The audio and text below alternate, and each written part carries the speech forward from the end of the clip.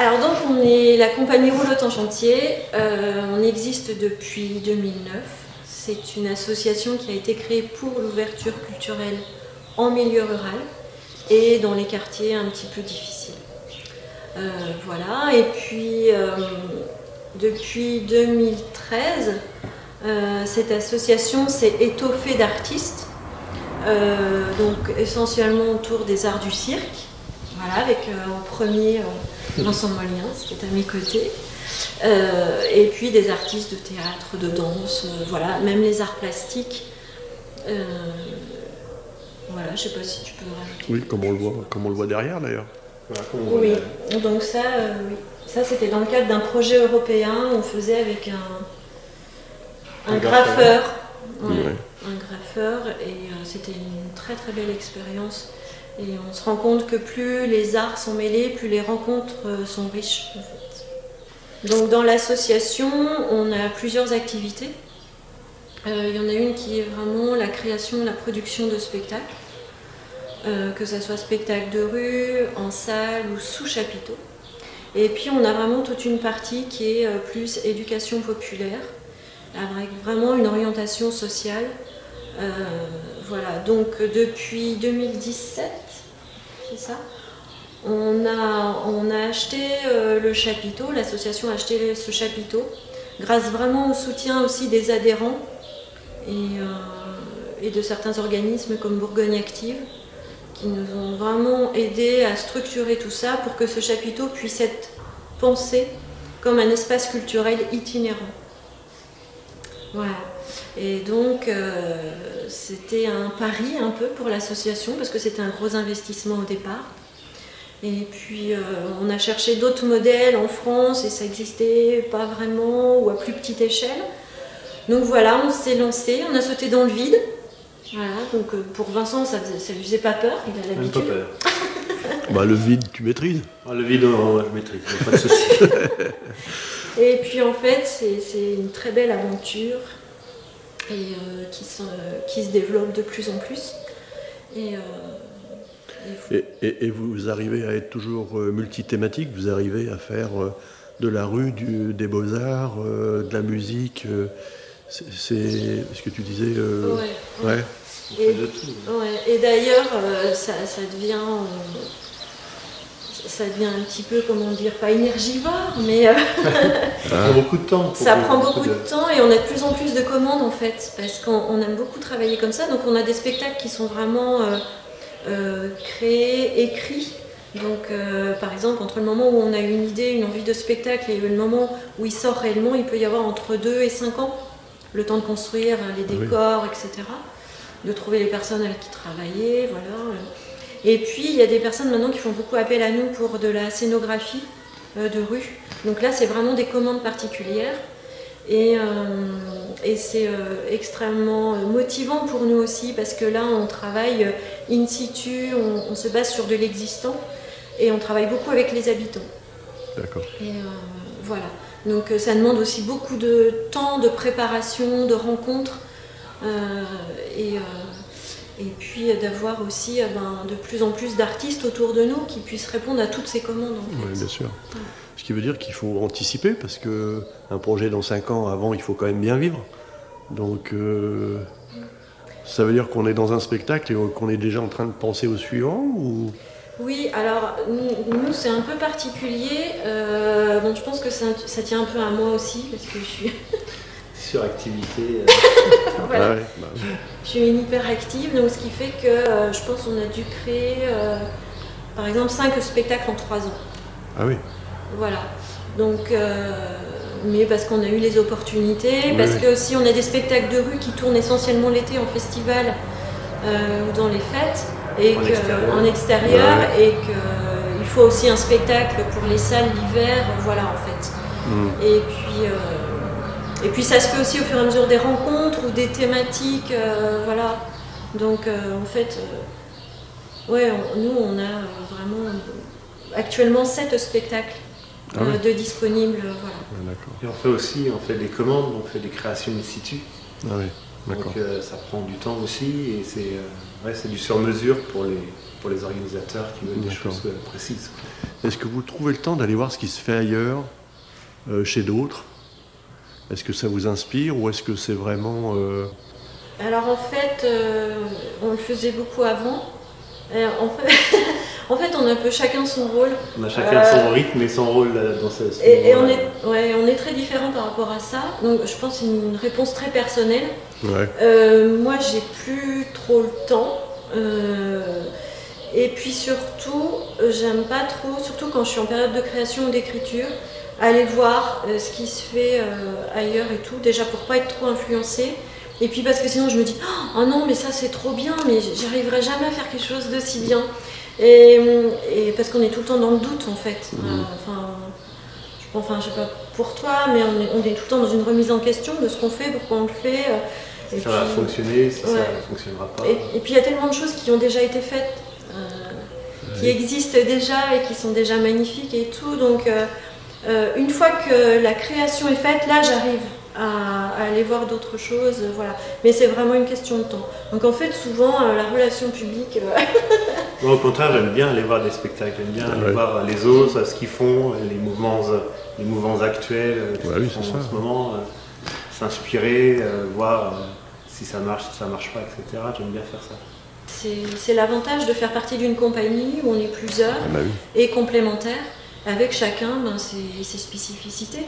Et on a même maintenant des adhérents qui vont sur d'autres festivals et qui viennent nous voir en disant « Ah, dis donc, tiens, on a vu ça, tu devrais aller voir et tout. » Et c'est super parce que pour nous, ça veut dire aussi une forme d'éducation et de recul, voilà, et d'esprit critique qui fait que, pour nous, c'est hyper positif. D'accord. Alors, le mouvement Occupons. Alors le mouvement Occupons, donc, qui est parti de l'Odéon, nous on en a entendu parler au loin depuis notre campagne, donc on s'y intéressait un petit peu. On a essayé de comprendre, parce que effectivement il y a des partis politiques. Après il y avait effectivement un peu cette fausse info que c'était pour la réouverture des lieux culturels. Et finalement, en se renseignant bien, en discutant avec plusieurs autres lieux, puisque maintenant il y a plus de 100 lieux en France qui sont occupés, on s'est rendu compte que nous, en fait, c'était vraiment pour une convergence des luttes, et notamment par rapport à différentes lois qui sont passées dernièrement, donc la loi sur l'assurance chômage, la loi sur la sécurité globale, et voilà. Donc on fait toujours très très attention parce que c'est vrai qu'en tant qu'artiste, en tant que compagnie, on ne peut pas non plus véhiculer n'importe quoi, n'importe comment. Et voilà, donc nous, on avait envie d'être un soutien, ne serait-ce que par rapport aux artistes qui sont déjà engagés dans ce mouvement, par rapport aussi à ces personnes qui sont notre public. On a commencé à en discuter avec des personnes dans l'association et d'autres personnes qu'on a rencontrées à l'Espace des Arts de Châlons, qui avait commencé déjà ce mouvement depuis 3 semaines. Et on s'est rendu compte qu'on était tous dans le même bateau en fait. On a tous des grosses problématiques, il y a vraiment des sortes d'incohérences, de dysfonctionnements. Et on trouvait ça intéressant à un moment donné de pouvoir se réunir. Échanger. Et voilà, discuter. Un peu sur ce principe de vie ma vie, sauf que là c'est écoute ce que j'ai à te dire et puis on échange, voilà. Et voilà, je sais pas ce que tu peux. Voilà. Donc nous on a décidé depuis une semaine maintenant,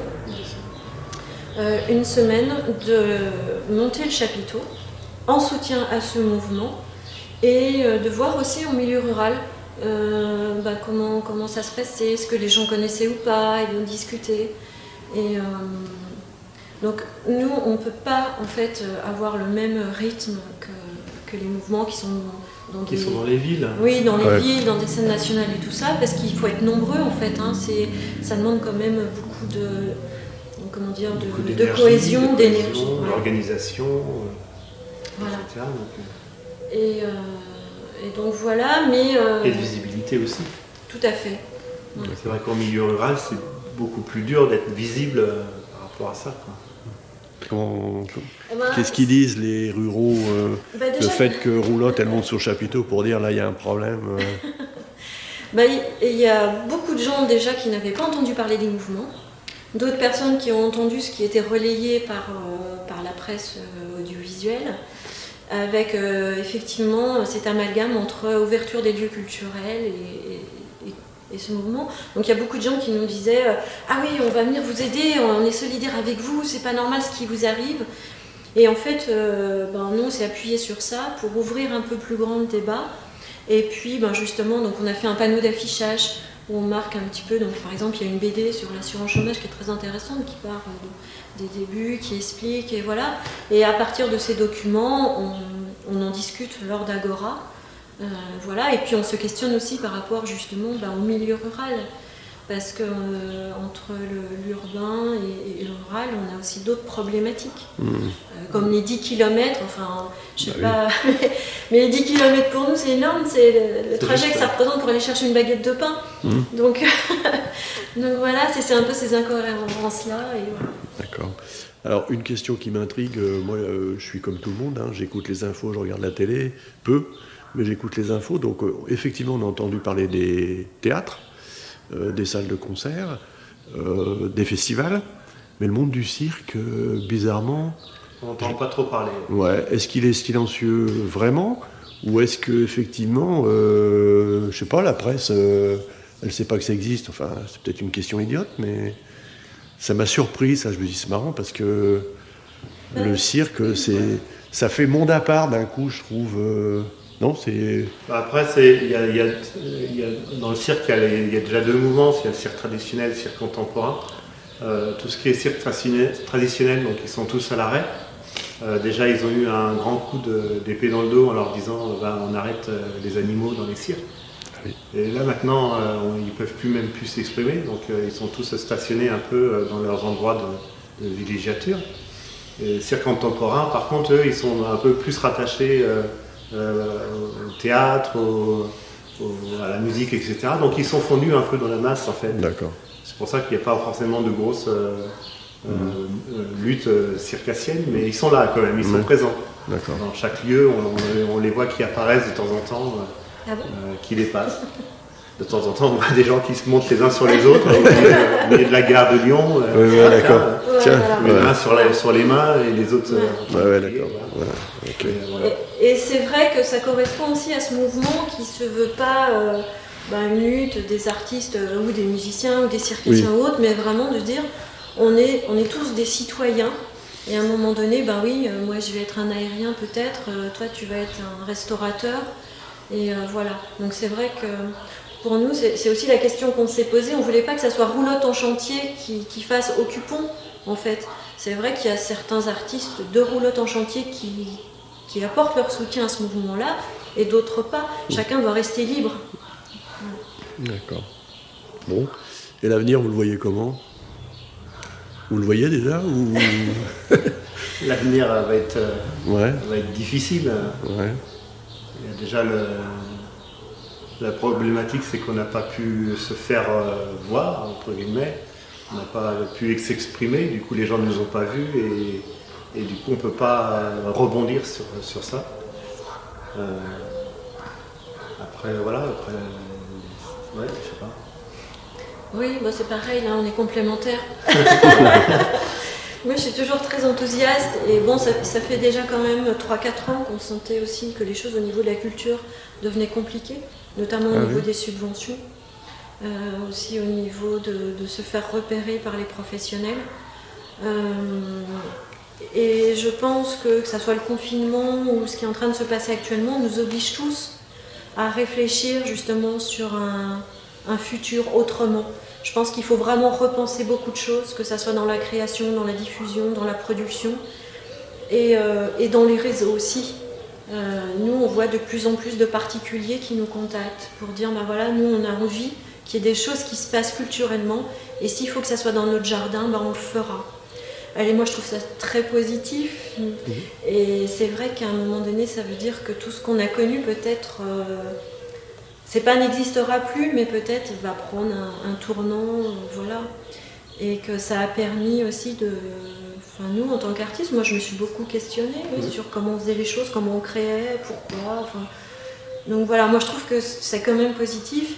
Et puis, bon, nous, dans la compagnie, on a la chance d'avoir pu continuer de travailler et d'avoir des projets pour après. Mais je pense que c'est pas forcément le cas des jeunes compagnies, par exemple. Des jeunes qui sont sortis des écoles. Voilà. Ok.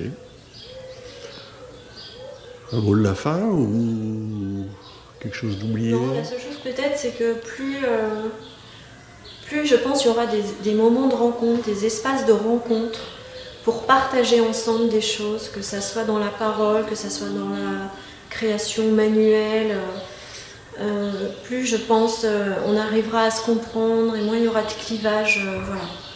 Et je trouve que des structures comme les foyers ruraux, il faut que ça continue d'exister vraiment, et il faut qu'il y ait des gens qui continuent de soutenir ces projets-là et ces structures, parce que c'est pas que la culture qui est essentielle, c'est le lien social aussi.